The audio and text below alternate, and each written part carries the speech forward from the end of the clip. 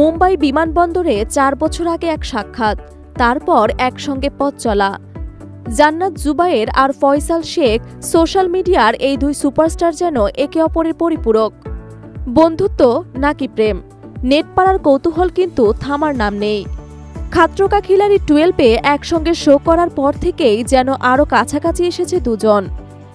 ইনস্টাগ্রামে ঝলসে উঠছে তাদের ছবি, একসঙ্গে পার্টি, একসঙ্গে উৎসব, একে অপরের পাশে, সব মিলিয়ে যেন এক অদৃশ্য বন্ধনে বাধা পড়ে গিয়েছেন দুজনে।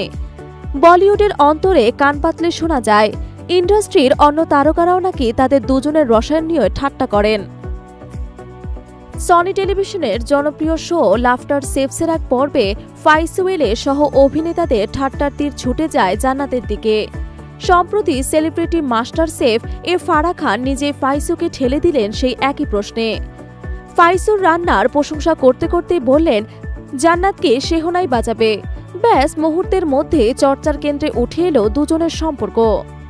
তবে কি বন্ধুত্বের সীমা পেরিয়ে সম্পর্ক অন্য মোড় নিচ্ছে, নাকি শুধুই ভালো বন্ধুত্ব?